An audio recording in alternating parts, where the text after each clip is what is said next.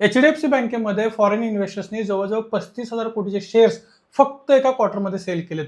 त्यांचा स्टेक 47.66% आता 44% येऊन पोहोचलाय. याच्या पाठीमागची कारणं सुद्धा तेवढीच क्लिअर आहेत.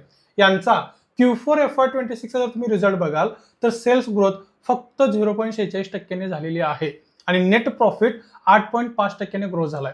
पूर्ण वर्षाचा जर आपण नंबर बघितला तर सेल्स ग्रोथ आहे 3.64% आणि नेट प्रॉफिट आहे 7.67%.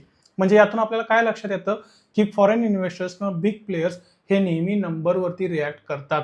त्यामुळे भलेही बँकिंगचा हा स्टॉक असेल, सेल्स ग्रोथ आणि प्रॉफिट ग्रोथ कन्सिस्टंटली होणं गरजेचं आहे आणि तेच कुठे ना कुठे एचडीएफसी साठी धोक्याचं ठरलंय असं वाटतंय. आता एनपीए आणि एनआयएम बद्दल जर बोलायचं झालं, बँकिंग सेक्टरमध्ये हे दोन खूप महत्वाचे फॅक्टर असतात. एनपीए कमी झाला पाहिजे, एनआयएम वाढला पाहिजे किंवा तिथेच तरी राहिला पाहिजे अशी साधारण एक्सपेक्टेशन असते.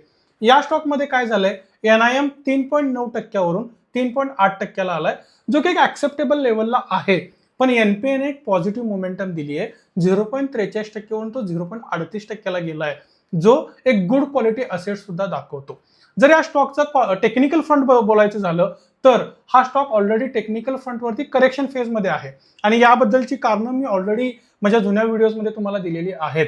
मग हा स्टॉक आत्ता व्हॅल्यू इन्व्हेस्टिंग अँगलने आपण कन्सिडर करू शकतो का, तर नक्की करू शकतो. पण त्यासाठी दोन गोष्टी महत्वाच्या आहेत. एक, येत्या क्वार्टर्समध्ये नंबरमध्ये टर्न अराउंड झाला पाहिजे, सेल्स आणि प्रॉफिटमध्ये कन्सिस्टंटली ग्रोथ दिसली पाहिजे आणि प्लस फॉरेन इन्व्हेस्टमेंटनी कमबॅक केला पाहिजे.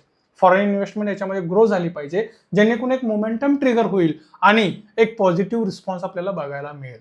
ठीक आहे, तुम्ही एचडीएफसी बँकेमध्ये इन्व्हेस्टेड आहात का आणि तुमचं एचडीएफसी बँकेचं अनालिसिस काय आहे मला कमेंट बॉक्समधून नक्की कळवा. धन्यवाद. पुन्हा भेटू अशाच एका व्हिडिओमध्ये.